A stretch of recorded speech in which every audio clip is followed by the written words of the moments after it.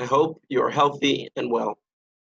Amongst the customs and traditions of the holiday of Shavuot is the custom to eat milchiks, to eat dairy foods, cheesecake, cheese blintzes, baked ziti, etc. One of the reasons for this custom is to signify the idea that Torah is compared to milk and honey. The notion that the teachings of the Torah are delightful and the mitzvahs of the Torah sweeten our lives. One of the great Hasidic masters and teachers of the 18th century was Rabbi Shmuel Shmelka Horowitz, the rabbi of the city of Nikolsburg in Bohemia. When Reb Shmelka, as he was called, assumed the position of rabbi of Nikolsburg, he was approached by some of the city machers, the community leaders. They came to him with a notebook. They told him that throughout the city's history, every rabbi was granted the opportunity to write new rules, new mandates, directives for the community in accordance to the guidance of the rabbi. One rabbi wrote that after davening every morning, after finishing the morning prayers, the community should sit down for 10 minutes to study some Torah.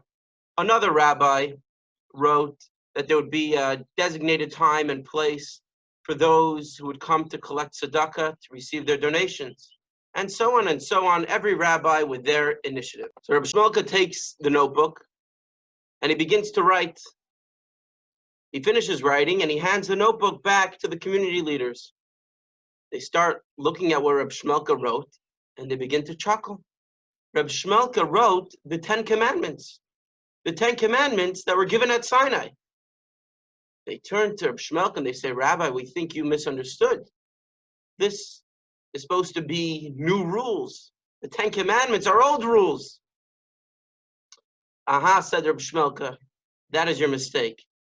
The 10 Commandments are not old rules. The 10 Commandments are new rules. The Torah is not old. The teachings of the Torah aren't old. The Torah is meaningful. The Torah is fresh. And the Torah is relevant to us in our lives today. The lessons and the mitzvahs of the Torah speak to us here and now, especially during the holiday of Shavuot. This year, the holiday of Shavuot is on Thursday, May 28th, and continues for 2 days until after Shabbos, May 30th.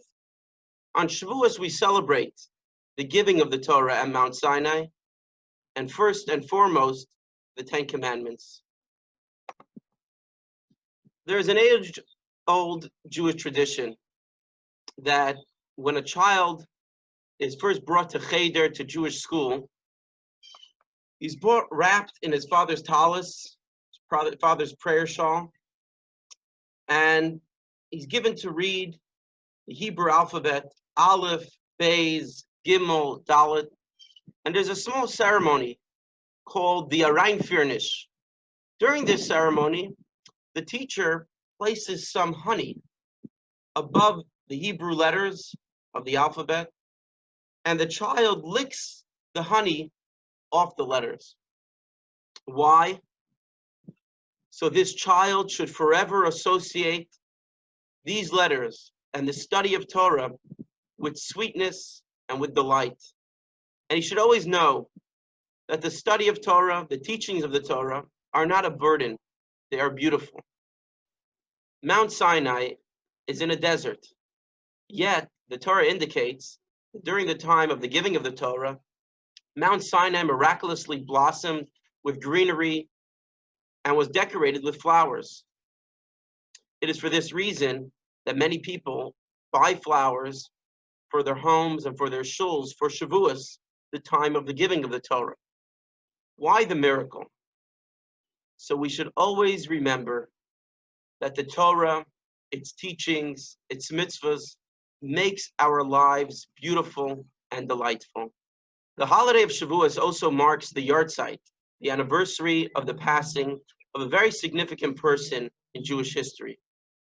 Rabbi Yisrael Baal Shem Tov, the founder of the Hasidic movement, in 1760.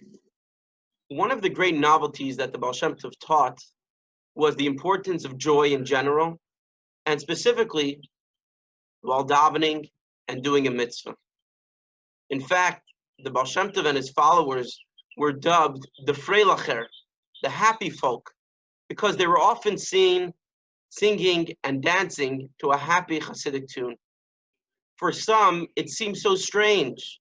What's there to dance about? They asked the Baal Shem Tov. We daven too. We pray too. We do mitzvahs too. But we don't understand why you and your followers are always singing and dancing. The Holy Baal Shem Tov responded with a parable of a man who comes to the city square and he sees people dancing.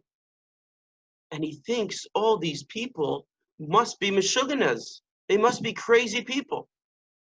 Why are they dancing in the middle of the street? Now, unfortunately, this man was deaf and was unable to appreciate the beautiful music that was being played by the street performer. We can do mitzvahs, we can study Torah, but I try to teach my students, said the Baal Shem Tov, to open their minds and open their hearts to the beauty of the mitzvahs and the beauty and sweetness of the Torah.